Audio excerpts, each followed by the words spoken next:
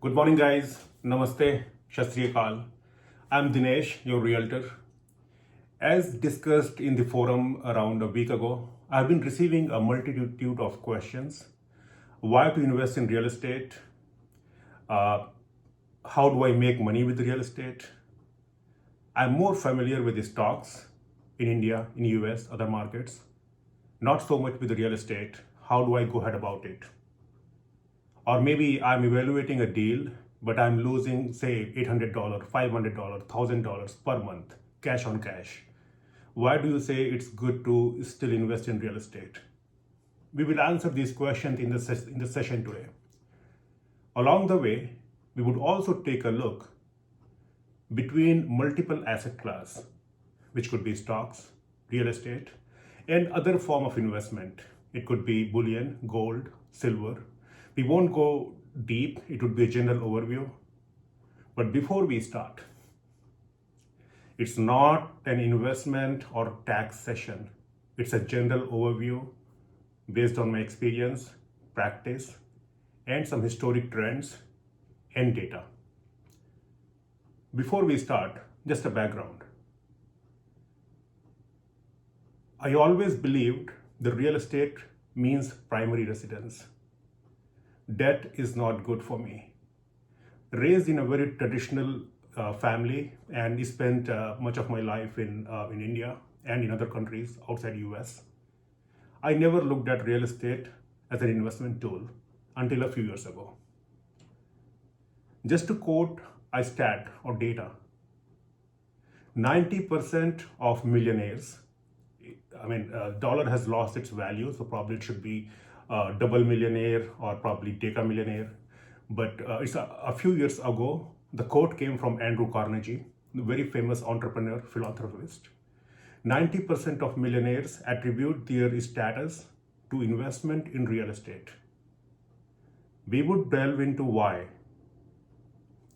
And just look around. Do you often meet people who regret investing in real estate, maybe primary or investment, rental properties? Many of us own the property, maybe as a primary or investment. Does anybody regret it? I often hear regrets. I wish I could have bought sooner.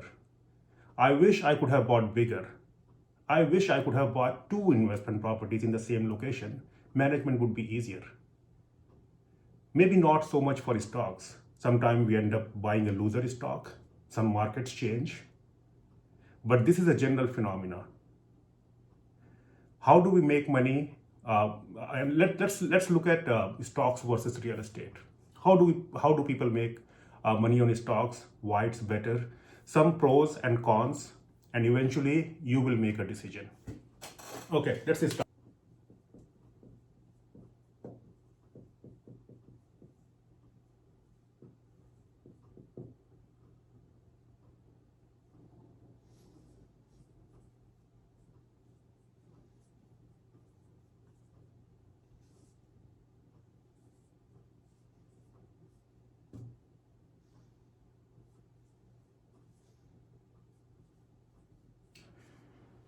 As you could see, traditionally stocks over a long period of time has yielded anywhere between 6 to 8% inflation adjusted. Stocks also gets us the dividends, and stocks are easier to buy and liquidate. You can just click a button and you sell the stock, realize the gains or the income, and you can deploy money anywhere else. Maybe not so much for real estate. Talking about California, which is traditionally the highest growing state in real estate, for the last 39 years, the gain has been 6.77% COGR, compounded growth rate. The sales cycle for real estate is long. Since the time you make up your mind, you put it on the listing, it takes around a month, unless it's all cash closing, for mortgage to go through the process to take its own way. Realistically, even on aggressive timelines, it's between 45 days to 60 days and beyond. If I stop here, I think stocks is a clear winner, right? Because it appreciates at slightly faster rate. The liquidation, the turnaround is faster. Not so fast. If you are with me, On real estate, one is appreciation. How do we make money? Cash flow. Cash flow is when your rental income is more than the PT. PT expands for principal, interest, tax, insurance. You get to realize that as a positive cash flow. It's very unlikely in California, which is high appreciation state. But if you invest in Midwest and Southeast, you may get cash flow.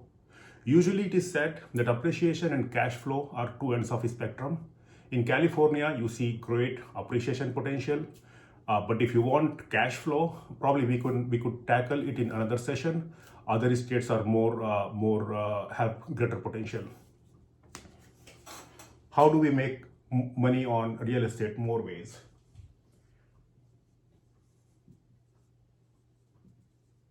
Tax gains or tax deduction rather.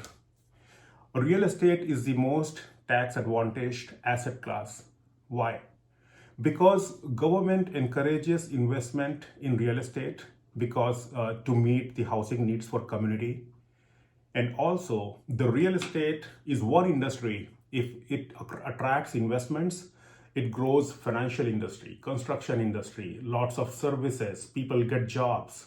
That's why the tax code in US and in many other countries is written to encourage and promote investments in real estate. You get to deduce from your rental income the interest, any repair, the property tax, the insurance, any expenditure you incur in managing and operating rental properties. It could be your gas in your car. It could be your mobile phone. It could be a small office. If you're using a part of your home to manage rental properties, you can deduct those expenses too.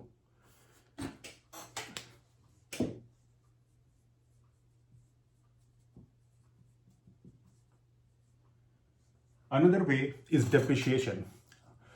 Depreciation is kind of a phantom expense.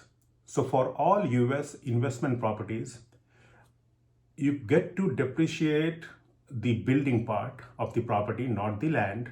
The building is usually 80 to 90% of the property, 10% is land.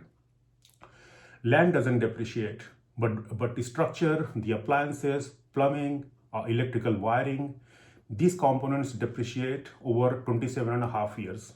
And US government allows you to depreciate this amount from your rental income. That's why people who own and operate rental properties, they are in much better position to not pay taxes. And many people say, if you're paying taxes on your rental income, you're doing something which is not right. Maybe you're not computing all your expenses. Maybe you're not maybe you're not taking the services of a qualified real estate expert CPA. That is the reason when you look around people who invest in real estate, maybe the ex-president also, why they don't pay taxes? Because the tax code is written that way to shield their rental income from taxes. And it is not a tax elimination, it is tax deferral. We will tackle in another session. If you sell these rental properties, the government will recapture the depreciation, but there are also provisions to avoid that by using 1031 exchange. That means you sell one rental property, you can buy another rental property, you can buy two rental properties. It's called a like-kind exchange. As long as the purpose is same, there are some conditions, qualifying conditions, time limit, but you don't have to pay taxes. We spoke about appreciation, we spoke about cash flow, we spoke about tax gain, we spoke about depreciation. Now the picture looks very, very different.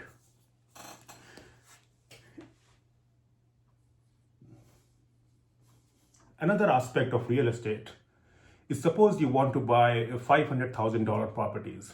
You only need to come up with 15%, 20%, 25% down payment. Think of any other asset class. If you want to buy, say, 10 stocks of Apple, probably you will have to pay $1,710, assuming it's $171 today. You have to put in 100% of your money upfront to buy that asset. Suppose you want to buy gold or silver or any other commodity futures, you need to pay 100%. In real estate, you get to leverage banks' money. What is banks' money? It's other people's money. And and this is at a very beginner stage.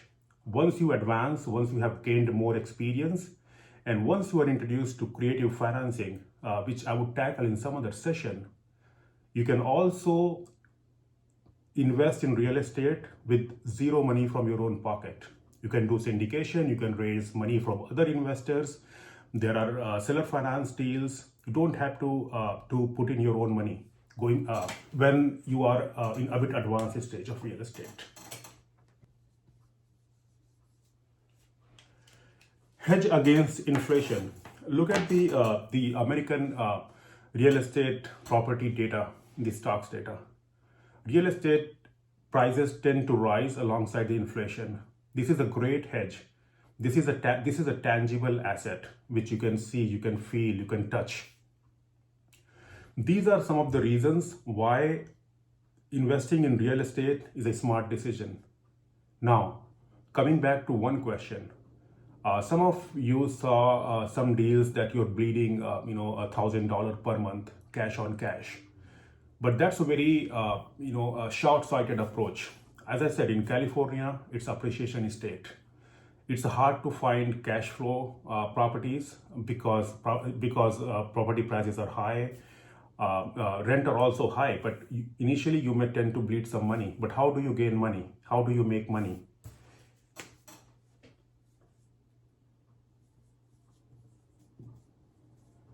We spoke about appreciation, we spoke about cash flow, but it's not in California mostly. You make money by gaining equity.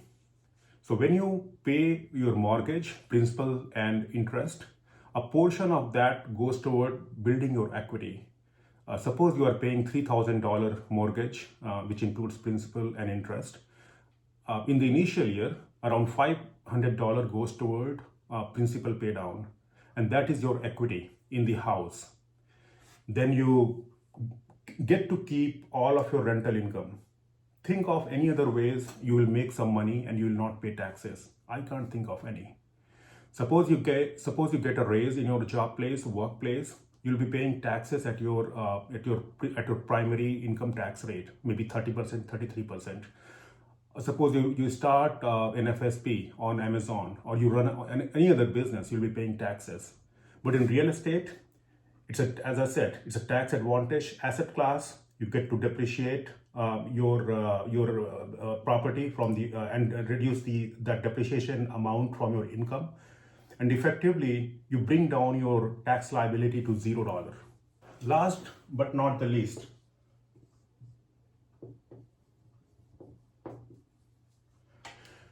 while your mortgage, which is principal and interest, is constant for 30 years, your rent goes up every year. As per research report, the rent in California tend to go up by 3 to 5%. Even if a deal is looking like you're bleeding $1,000 or $800 or whatever amount, in a few years' time, your increase in rent will catch up with that difference, maybe 5 years, 6 years. And after that, you will get to realize all the benefits: the cash flow, appreciation, tax gain, depreciation, and also the leverage. Think about it.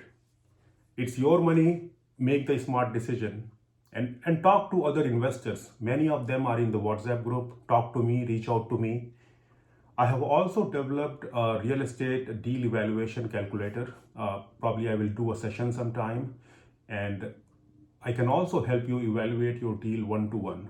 I developed that tool when I was evaluating my own investments, and many of the investors who I work with, they make use of that tool in conjunction with me.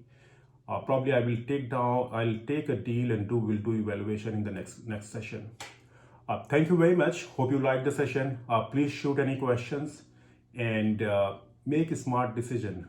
It relates to your wealth. It relates to your family. It relates to you. With this, I wrap up this session. Thank you very much. I look forward to engaging with you and seeing you in the next session. Thank you very much. Bye-bye.